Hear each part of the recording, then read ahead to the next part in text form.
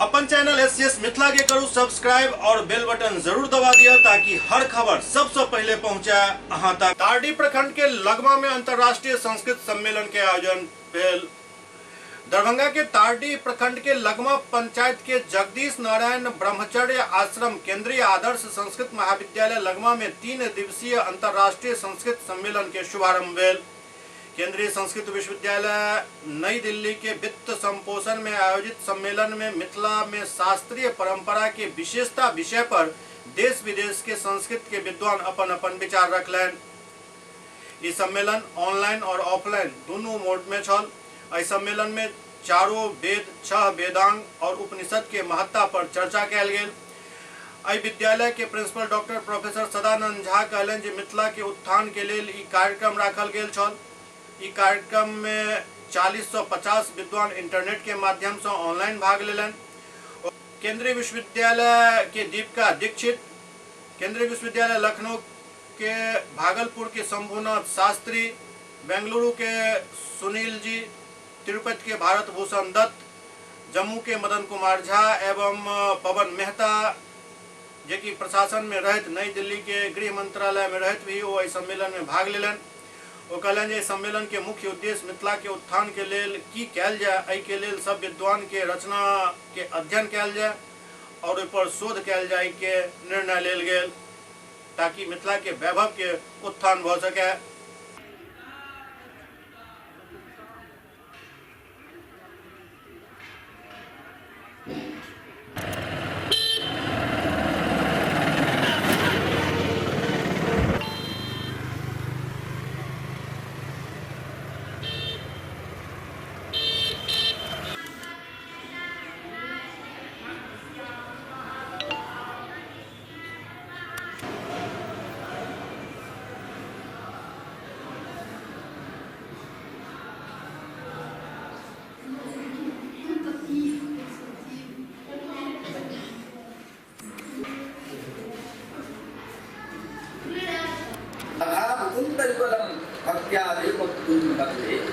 अतः राधाकृष्णयोः अवश्यं तत्र यथा नाम अस्माकं जयदेवः सः जयदेवस्य यथा शैली तस्य जयदेवस्य यथा शैली सा एव शैली नाम यद्यपि वर्णनाशैली तथा नास्ति परन्तु विषयशैली तामेव शैलीं स्वीकृत्य राधाकृष्णयोः कृते एव तस्य भक्तिभावं समर्पयन्ति आचार्यः तत्र जयवन्तमिश्रमहोदयः।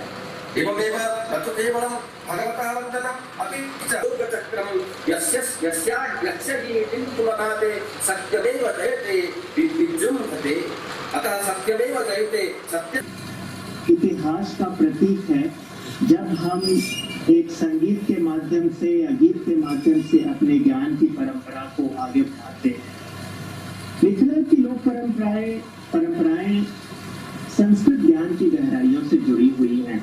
को देखें तो संस्कृत ज्ञान को जीवंत करने के लिए ये परंपराएं मिथिला के विद्वानों ने आलोचनात्मक दृष्टि से हमारे तर्क की धारा और नव्य न्याय की धारा, जो तर्क या नव्य न्याय गंगेश उपाध्याय या वर्तमान मिश्र जैसे विद्वानों के अस्तित्व में प्रचलित हुई और नव्य न्याय की जटिल शब्दावली और उसके पेचीदे तरीके किस तरह से एक तार्किक विश्लेषण को एक स्ट्रक्चर एक होता है एक पूरी तरह से स्ट्रक्चरल वे में लाए। जैसे एक बहुत बड़ी कहते हुए मैं अपना वक्तव्य समाप्त करूंगा कि मुझे बस ये समझ में आता है कि मैं भी बिल्कुल छोटे से कण को भी नहीं समझ पाया हूँ जो हमारी मिथिला की परंपरा है उसकी मिथिला सरफेस लेवल नॉलेज है। और मुझे नहीं लगता है कि यहाँ पे उपस्थित सारे विद्वज्जन उनका अध्ययन का क्षेत्र संस्कृत है। मेरे अध्ययन का क्षेत्र कंप्यूटर साइंस और एआई आर्टिफिशियल इंटेलिजेंस है। तो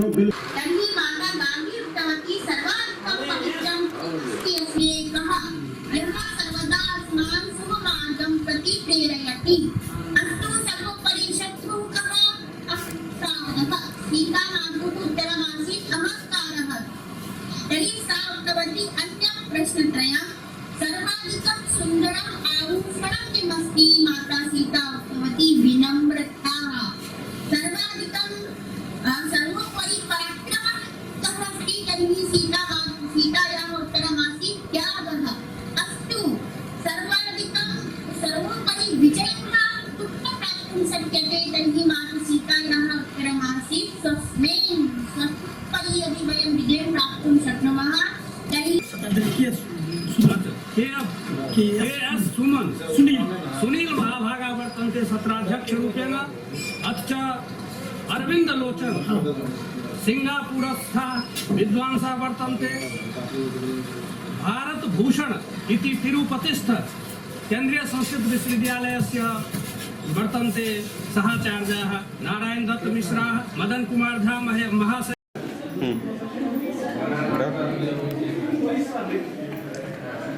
यहाँ आदर्श संस्कृत महाविद्यालय लगवा में एक अंतर्राष्ट्रीय संगोष्ठी 3 दिन से चल रही थी। मिथिलायाम शास्त्रीय परंपराया विशिष्ट। तो मिथिला में संस्कृत का जो है शास्त्रीय परंपरा का क्या विशेषता है, इसको लेकर यहाँ चर्चा हुई है। तो मिथिला बहुत ही शास्त्र भूमि रही है। यहाँ प्राचीन काल में नैयायिक लोग हुए, अच्छे अच्छे विद्वान हुए हैं। ये संस्कृत का एक अच्छा गढ़ था पहले। तो वह परंपरा जो है उसके बारे में चर्चा होने से लोग स्मरण करेंगे, श्रद्धा करेंगे, विश्वास करेंगे और आगे से शास्त्र को बढ़ाने के लिए आगे बढ़ेंगे। इसलिए ये गोष्ठी समायोजित हुई। इसी के लिए हम जो है अपने अध्यापकों को, छात्रों को, सबको प्रेरित करते हुए आ रहे हैं कि हमको समाज से अलग होकर हम भाषा शिक्षण या शास्त्र शिक्षण नहीं कर सकते।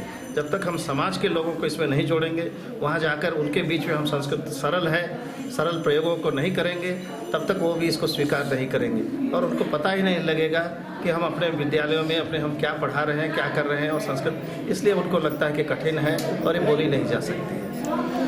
इसका जैसा वजह है अभी भी ये चर्चा में आया ही है, क्योंकि संस्कृत को लोग कठिन मानते गए और संस्कृत जो है शिक्षा के मेन स्ट्रीम से जब अलग हो गया था, तो अलग तरह से इसको खाली विकास के दृष्टि से, संस्कृत को संरक्षण की दृष्टि से अभी तक पढ़ाया जा रहा है। और सरकारें निश्चित ही जो है इस तरह से उसके ऊपर पूरा अपना व्यय नहीं कर सकती है, क्योंकि उनके सामने और मानवीय समस्याएं जो हैं उन पर ध्यान जाता है।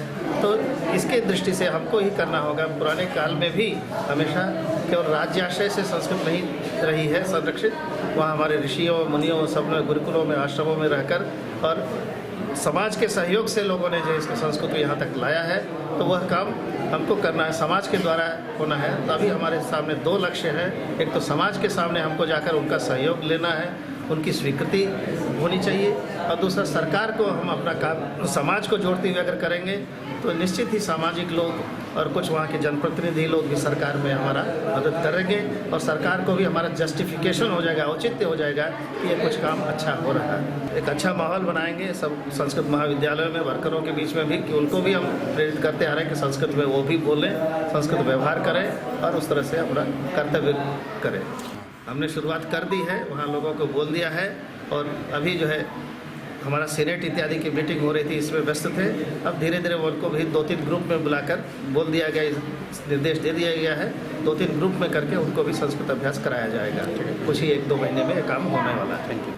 मैं ग्रामीणों पर यह असर होगा कि ये कार्यक्रम हो रहा है तो क्यों हो रहा है वो भी थोड़ा विचार करेंगे और बाहर से जो विद्वान आ रहे हैं उनकी बातों को भी सुनेंगे तो उनको लगेगा कि एक महत्वपूर्ण चीज़ हो रहा है, इतने लोग आ रहे हैं विद्वान, तो धीरे धीरे उनको भी हम जोड़ के उनको भी आकर्षित करके जो है उनको भी हम संस्कृत की ओर ला सकते हैं। यहाँ कार्यक्रम त्रिदिवसीय संस्कृत अंतर्राष्ट्रीय संस्कृत सम्मेलन है। हमारे संयोजक हैं साहित्य विभागाध्यक्ष डॉक्टर राघव कुमार झा जी। इन्होंने यहाँ के समूह को, जनसमूह को प्रसन्न करने के लिए, संस्कृत को प्रचार प्रसार करने के लिए हम लोग बद्ध परिकर हैं और राघव झा जी संस्कृत प्रचार प्रसार के लिए सदैव तत्पर हैं। और इसकी ऋषिकुल परंपरा मूलक या आवासीय संस्थान है। यहाँ प्रथमा से लेकर के और आचार्य PhD विद्यावारी तक यहाँ अध्ययन अध्यापन होता है। इसका यही उद्देश्य है कि मिथिला का के संबंध में सारगर्भित बात समझ सके, अनुगमन कर सके। इसी आज जो था चूंकि अंतर्राष्ट्रीय है, इसीलिए हम इसको विदेश के सिंगापुर के विद्वान को हम बुलाए थे, और इसके बाद जो है सो यहाँ पर मैं केंद्रीय संस्कृत विश्वविद्यालय के डॉक्टर दीपिका दीक्षित जी को यहाँ व्याख्यान देने के लिए मिथिला के संबंध में उन्होंने सारगर्भित अपना मत प्रस्तुत किया। इसी तरह से यहाँ डॉक्टर नैनवाल जी केंद्रीय विश्वविद्यालय लखनऊ के, और वहाँ गोकुलनाथ उपाध्याय का एक पद्य हमको स्मरण होता है, जो प्रसन्नति विषये सुजे सुराग परिणमते वीरते सुते सुशोक त्वयि रुचि रुचिता नितांत कांते रुचि परिपाक सुचाम गोचरोस। इसका जो अर्थ है बहुत कृष्णार्थ है, और इस कृष्णार्थ को सभी संस्कृत के लोग, पूरे भारतवर्ष नहीं विदेश के लोग इसका अनुगमन करें, अनुशीलन करें, निदध्यासन करें, ताकि यह मिथिला की जो पूर्व परंपरा है वह स्थापित हो सके। इसीलिए हम आज का जो है सो अंतर्जालीय माध्यम से, इंटरनेट के माध्यम से हमने विद्वान सबको, एक शंभुनाथ शास्त्री थे आज, जिन्होंने महात्मा के रूप में भागलपुर में महात्मा है, उनका व्याख्यान बहुत परिमार्जित व्याख्यान उनका हुआ। और मेरे 17 अध्यक्ष जो थे से संध्या जैन महाविद्यालय बेंगलुरु के 17 अध्यक्ष थे के सुनील जी का प्रतिपादन जो हुआ अध्यक्ष के रूप में, 17 अध्यक्ष के रूप में, उन्होंने मिथिला के संबंध में उन्होंने कहा चतुरस्र वैदुष्य मंडित मिथिला है। और इसी तरह से आपको अनेक विद्वान यहाँ डॉक्टर आरती शर्मा जी लाल बहादुर शास्त्री केंद्रीय संस्कृत विश्वविद्यालय के नई दिल्ली के सहायक आचार्य हैं। इसी तरह से तिरुपति के मदन भारत भूषण रथ उस सहाचार्य थे मदन कुमार झा जी ने, कहते हैं जम्मू के हैं, जम्मू केंद्रीय विश्वविद्यालय में वर्तमान में कार्यरत हैं। अच्छा डॉक्टर विपिन कुमार झा जी ने से आधुनिक रूप में, चूंकि वो IIT के प्रोफेसर रह चुके हैं और वर्तमान में केंद्रीय संस्कृत विश्वविद्यालय लखनऊ में है। इसका यही है कि हम लगभग 40-50 विद्वान इसमें सम्मिलित हुए, जैसे डॉक्टर विनोदानंद मिश्रा जी हैं, ऐसे और पवन मेहता जी हैं, प्रशासन में रहते हुए दिल्ली में गृह मंत्रालय में रहते हुए उनकी यह अभिरुचि है, और उन्होंने कहा भी है यहाँ पर में जो मिथिलांचल को उत्थान के लिए क्या किया जाए, तो इसके लिए इन लोगों के विशिष्ट विद्वानों की रचना को अध्ययन किया जाए, शोध किया जाए, जो ताकि यह मिथिला का वैभव जो है वह फिर अभिमंडित हो। इसीलिए यह प्रयास मेरा केंद्रीय संस्कृत विश्वविद्यालय के आर्थिक अनुदान से हो रहा है। मेरी अभिलाषा यही थी कि प्राचार्य बनने से यहाँ पर में जैसे हम साप्ताहिक वेबिनार करते हैं विद्यार्थी को प्रोत्साहन देने के लिए, उसके बाद बागवर्धिनी सभा का आयोजन करते हैं साप्ताहिक, जो किसी विषय रखा जाता है और सभी अध्यापक वहाँ उपस्थित रहते हैं, और उपस्थित होकर के वहाँ पर में अपना उद्बोधन करते हैं और छात्रों को भी प्रेरित करते हैं। मन सभी शास्त्रीय विषय, व्याकरण, न्याय, वेदांत, ज्योतिष, सभी विषय में उनको मतलब से वैदुष्य मंडित हो। छात्र कार्यक्रम तो यही है कि जो मिथिला के संबंध में शास्त्री क्या क्या परंपरा, व्याकरण शास्त्र परंपरा, न्याय शास्त्र परंपरा, संगीत शास्त्र परंपरा, जैसे हमारे यहाँ संगीत भी है और संगीत का भी नष्ट हो गया। जैसे ध्रुपद के गायक आपको तो आप जानते ही होंगे, जो राम चतुर मल्लिक जी थे, अभय कुमार मल्लिक थे, विदुर मल्लिक थे। आज भी घराना, उस घराना के राग को कैसे संरक्षित किया जाए, और विश्वविद्यालय, केंद्रीय विश्वविद्यालय श्रीनिवास बरखेड़ी जी को मैं पुनः प्रार्थना करूंगा कि एक भव्य आयोजन, कम से कम 1 सप्ताह के लिए अंतर्राष्ट्रीय कार्यक्रम होगा, जिसमें पूरे देश और विदेश के कम से कम हम 500 विद्वानों को यहाँ भौतिक रूप में बुला करके और इसको महद आयोजन करें, ताकि यह महाविद्यालय एक अभिनव महाविद्यालय मेरा है। मेरा महाविद्यालय बिहार से भिन्न है, बिहार से मेरा कोई लेना देना नहीं है। यह केंद्रीय विश्वविद्यालय के अंतर्गत है, जनकपुरी नई दिल्ली के अंतर्गत यह महाविद्यालय है। ई कार्यक्रम में हम मैथिली में बाजब एहि दुआरे कि हम मैथिली पढ़बै छियै, और मैथिली के ई कॉलेज जे अछि जैन आदर्श संस्कृत महाविद्यालय संस्कृत के संवर्धन के लिए, संस्कृत के सुरक्षित के लिए ई सबसे पैघ, अखन एहिसँ पैघ बिहार में हम कहि सकै, भारत में तो बड़का बड़का कॉलेज हेतै, लेकिन बिहार में अखन तक नहीं है। क्या हम देख रहल छियै सब ठाम से संस्कृत विलुप्त भऽ रहल छै। ओतऽ एतुका संस्कृत के एकर हाल हम इएह कहि सकै छी कि एहि बेर जे BPSC वाला टीचर्स परीक्षा भेल रहै, सबसे बेसी से लगमा गामक विद्यार्थी सब पास केलक है।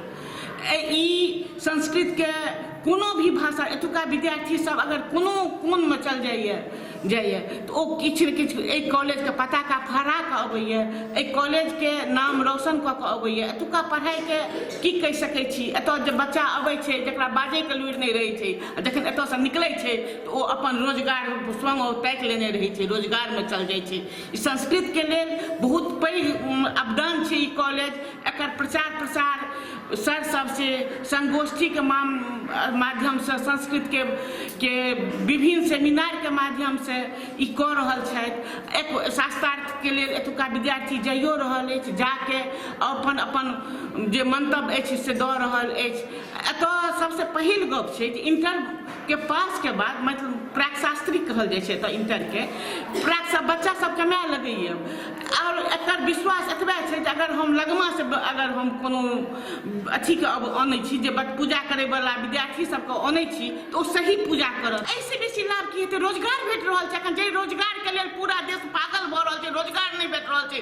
आई लगमा गाम छै, संस्कृत गाम छै, एतऽ सबसे बेसी रोजगार भेट रहल छै। अब ऐसे बेसी उदाहरण की भऽ सकैए?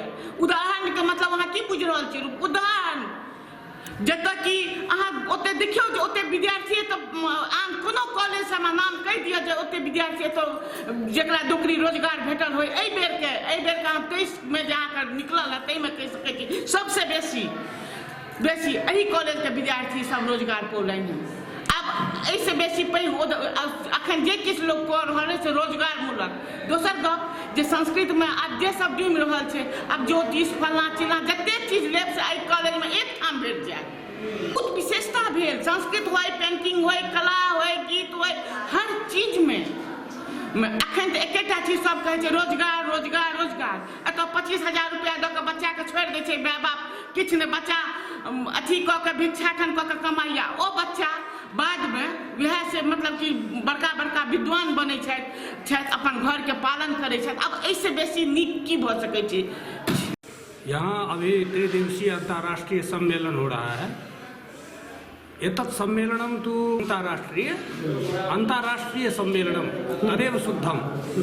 अत्र किं कथयति कस्यापि राष्ट्रस्य आत्मा संस्कृतिः भवति। तो भारतस्य संस्कृतिः या वर्तते आत्मा, सा संस्कृतिः तु संस्कृत भाषायां वर्तते। परञ्च किं स्वतन्त्रता अनन्तरम् अस्योपरि संस्कृतस्योपरि तादृशं ध्यानं सर्वकारस्य नासीत्। अधुना प्रायः सर्वकारस्य केन्द्र सर्वकारस्य ध्यानं वर्तते यत् भारतस्य आत्मा या वर्तते संस्कृति, तस्याः संरक्षणं कथं भवेत्। तो संस्कृतेः संरक्षणं तदा भविष्यति यदा संस्कृतस्य संरक्षणं भवति। तदर्थं तेन केन्द्र विश्वविद्यालयत्रयं केन्द्र सर्वकारेण कृतं।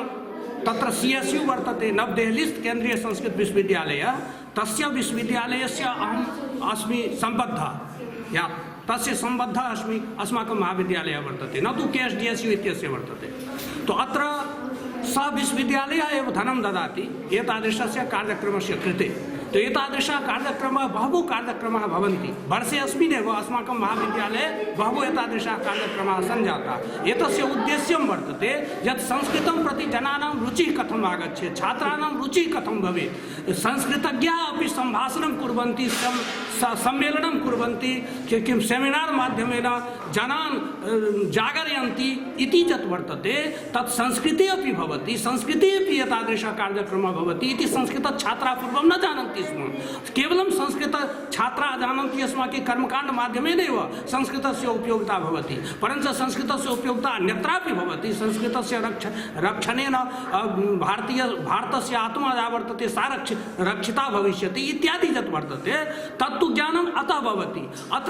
अत्रत्याः जनाः एतादृशं कार्यक्रमं दृष्ट्वा सर्वे किं कथयति मुग्धाः वर्तन्ते, आश्चर्यचकिताः सन्ति। यतोहि अस्मिन् महाविद्यालये पूर्वं तु तथा न भवन्ति स्म। सर्वकारस्यापि तादृशं ध्यानं नासीत्, तावत् धनं न ददाति स्म। परञ्च यदारभ्य एते महानुभावाः अस्माकं प्राचार्याः डॉक्टर सदानंद झा समागताः, तदारभ्य एते तु संस्कृत समर्पिताः वर्तन्ते। संस्कृतस्य प्रचारः, संस्कृतस्य प्रचारः कथं भवेत् एतदर्थं सर्वदा चिन्त्यमानाः भवन्ति। एवमेव अत्र एकम् अपरम् अपि संस्थानं वर्तते, संस्कृत विकास संस्थानं समग्रेपि भारते प्रचलति। तत्तु संस्कृतस्य प्रचाराय कार्यं करोति। अस्माकं बिहारप्रदेशे इत्यपि ज्ञातव्यमस्ति यत् अस्माकं महाविद्यालयः यः वर्तते अत्र गुरुकुल परम्परा अस्ति। एतादृशी गुरुकुल परम्परा बिहारे तु कुत्रापि नास्ति, देशेपि कुत्रापि स्यात् इति अहं मन्ये। परञ्च बिहारे तु नास्ति एव। अत्र भिक्षाटनं कृत्वा छात्राणां भोजनं प्रचलति। भिक्षाटनं कृत्वा अत्र छात्राणां कृते आवास व्यवस्था भवति, वस्त्र व्यवस्था भवति, भोजन व्यवस्था भवति। महाविद्यालयस्य कृते तु धनं ददाति सर्वकारः, परञ्च भवनस्य कृते न ददाति।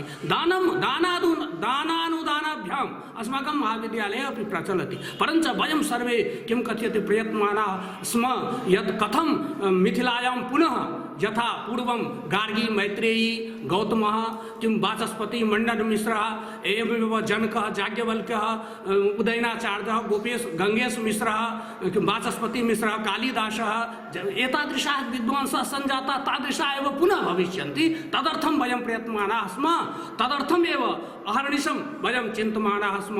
तथा च एतादृशं कार्यक्रमं कुर्मः येन कार्यक्रमेण जनानां किं कथ्यते आकर्षणं भवेत् संस्कृतं प्रति। अधिकाधिकाः जनाः संस्कृतं पठेयुः, संस्कृतं पठित्वा नियुक्तिम् अपि प्राप्नुयुः, नियुक्ताः सन्तः अर्थोपार्जनम् अपि कुर्वन्तु। एतदपि वैशिष्ट्यं वर्तते अस्माकं महाविद्यालयस्य। अत्रत्याः ये छात्राः सन्ति ते तु कुलपतयः अपि सञ्जाताः, तथा च किं पदाधिकारिणः DM इति पदाधिकारिणः अपि सञ्जाताः। एवमेव अत्रत्याः छात्राः तु प्रोफेसर, प्राध्यापकाः तु बहवः सन्ति, देशे विदेशे च सन्ति। ये खलु तादृशाः छात्राः न आसन् तेपि अधुना कर्मकाण्डमाध्यमेन स्वकीय आजीविकोपार्जनं सम्यक्तया कुर्वन्ति, तथा च किं कथ्यते सुखपूर्वकं निवसन्ति।